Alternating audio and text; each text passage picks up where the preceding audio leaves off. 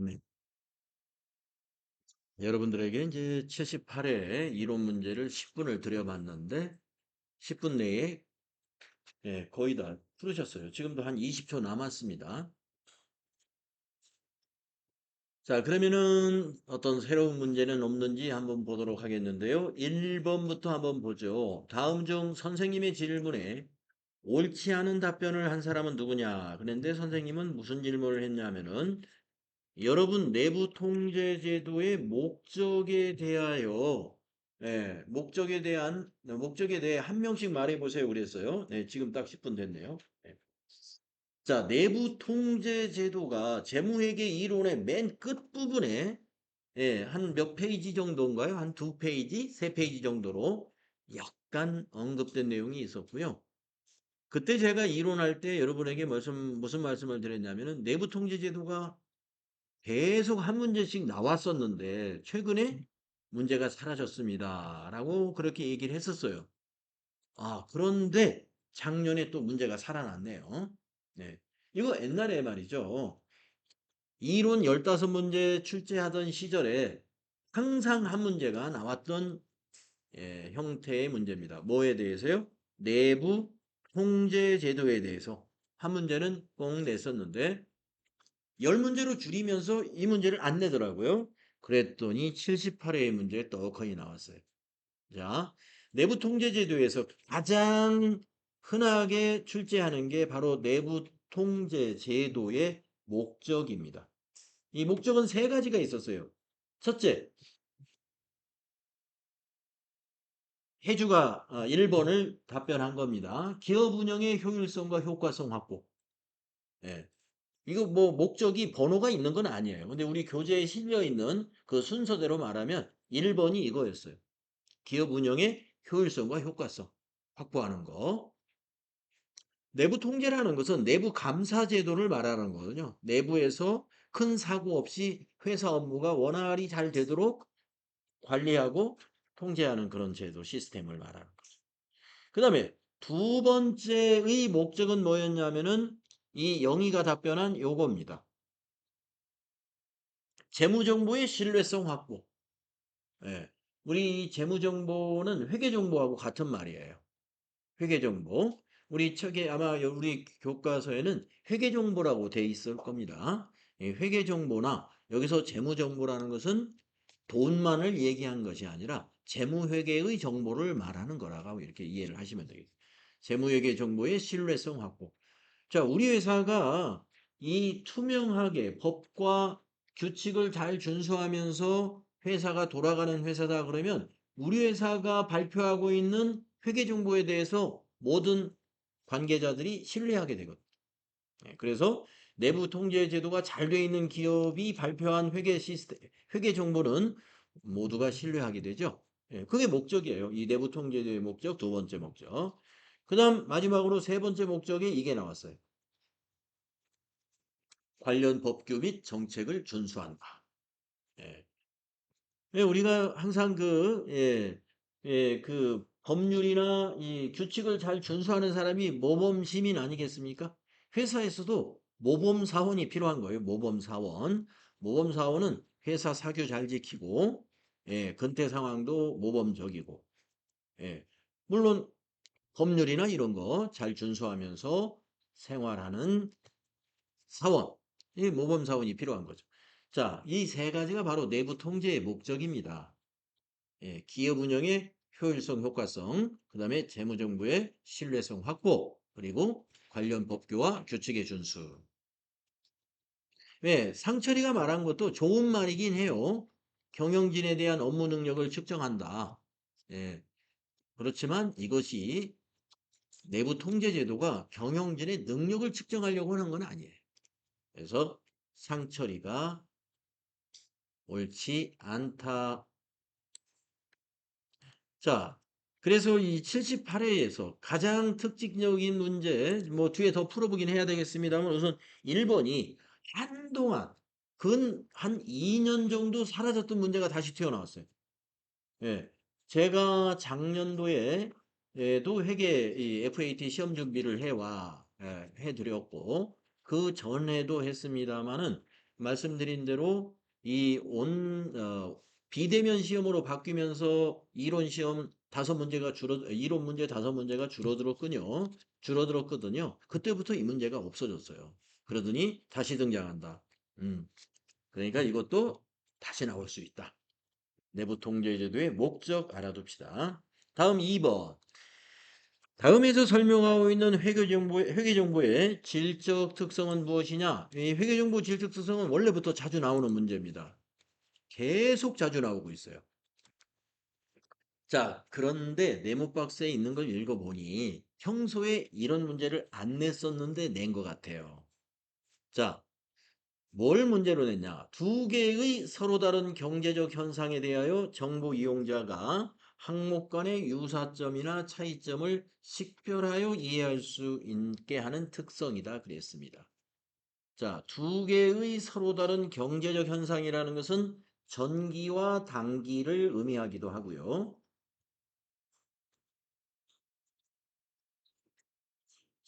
전기의 성과와 단기의 성과를 놓고 판매관리비라는 유사한 점이 전기하고 단기에 어떻게 변했느냐? 영업이익은 어떻게 변했느냐?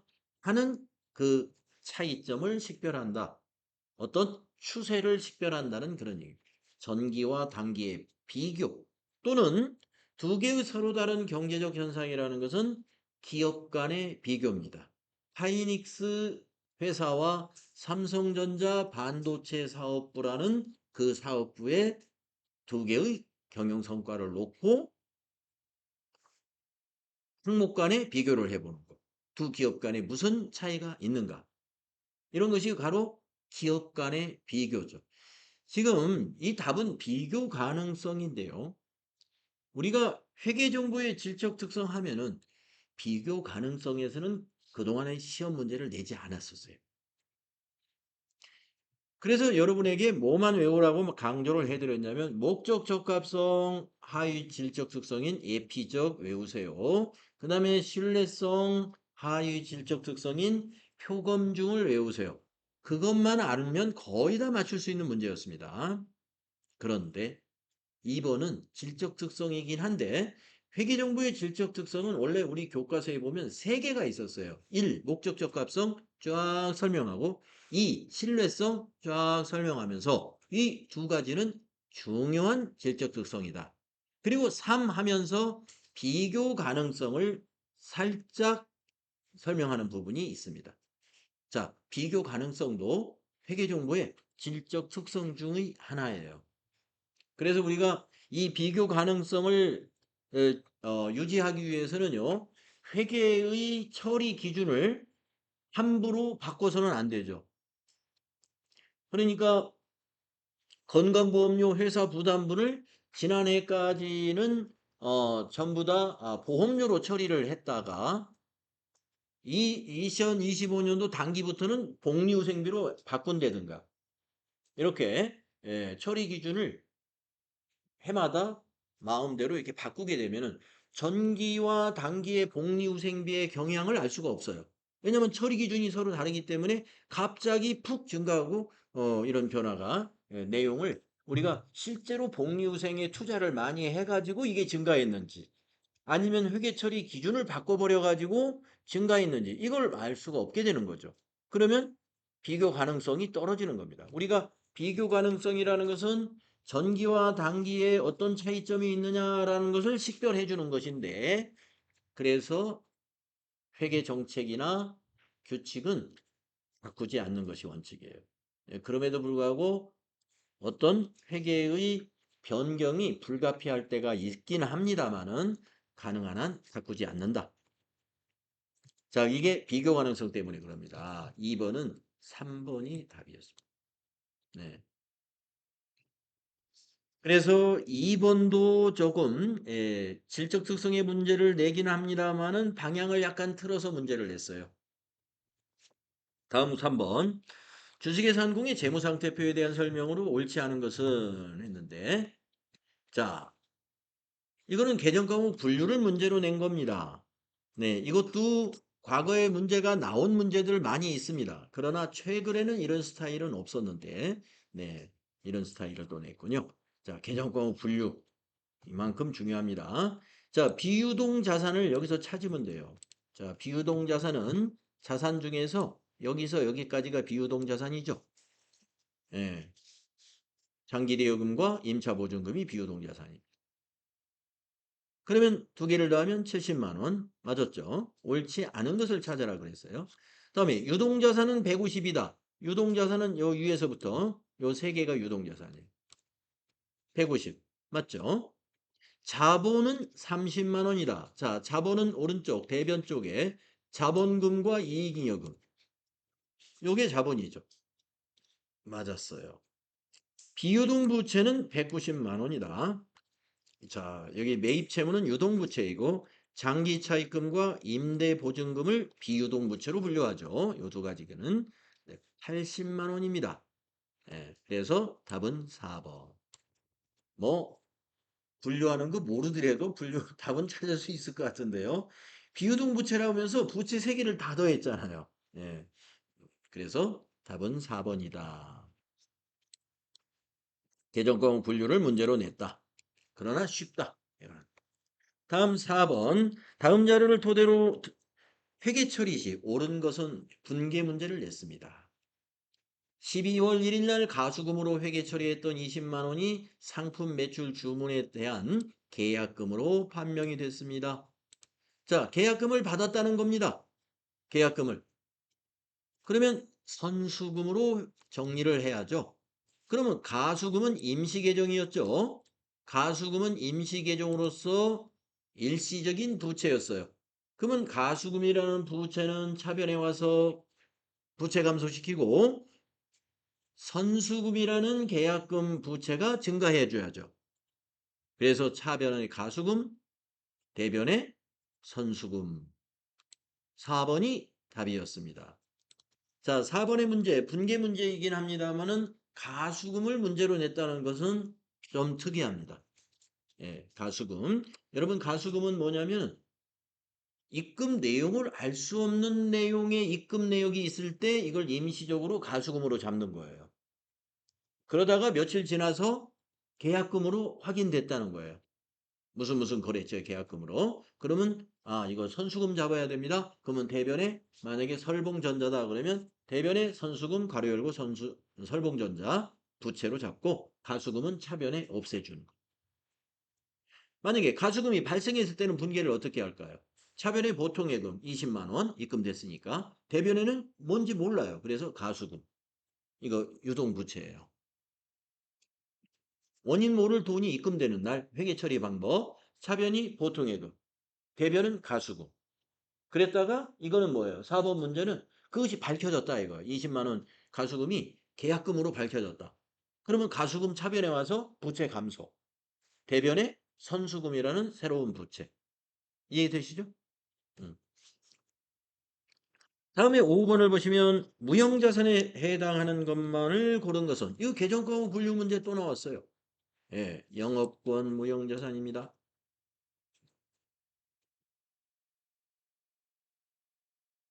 산업재산권이 무형자산입니다.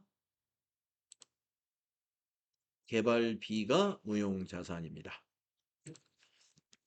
아마 영업권, 산업재산권은 여러분이 잘 골라내셨을 것이고 개발비가 이게 말이죠. 뒤에가 B자가 들어가기 때문에 자칫하면 이것이 비용계정 과목으로 오해가 될 수가 있어요. 제가 그런 말씀 드렸죠? 비용으로 오해하는 사람들이 많다. 근데 개발비는 연구 개발비로 되어 있으면 그건 비용이에요. 근데 개발비 이렇게 세자로 되어 있는 개정 과목은 자산입니다. 무형자산이에요. 네. 그래서 가라파. 뭐 보기에 세 가지를 찍으라고 세 가지가 세트로 묶여 있기 때문에 이거 찾는 거 어려울 거 없습니다. 왜냐면 가라가 포함된 건 2번밖에 없으니까. 6번을 보시면 다음 중 비용과 수익의 예상과 관련된 개정 과목으로 옳은 것은 이랬습니다. 제가 며칠 전이죠. 그러니까 수익의 예상, 비용의 예상 또는 수익의 이연, 비용의 이연을 제가 여러분에게 분명히 이렇게 정리하라고 그랬습니다. 예상은 미자로 시작된다. 사용하는 개념 과목이 미지급 비용이다, 미수 수익이다라는 개념 과목으로 정리하고 이어는 선자 돌림이다. 해서 선급 비용, 선수 수익 이렇게 정리한다고 그랬어요. 자, 그러면은 여기서는 비용과 수익이니까 비용이든 수익이든 예상이라고 했으니까 정리를 미자로 정리한 것이 답입니다. 선자로 정리한 것은 일단 빼야 돼요. 빼고 자 2번에 미지급 급여 비용이죠. 미지급 급여 미수이자 비용의 예상에 해당됩니다. 그러면 3번도 미자로 시작됐는데 맞을 것이냐? 3번은 선급 임차료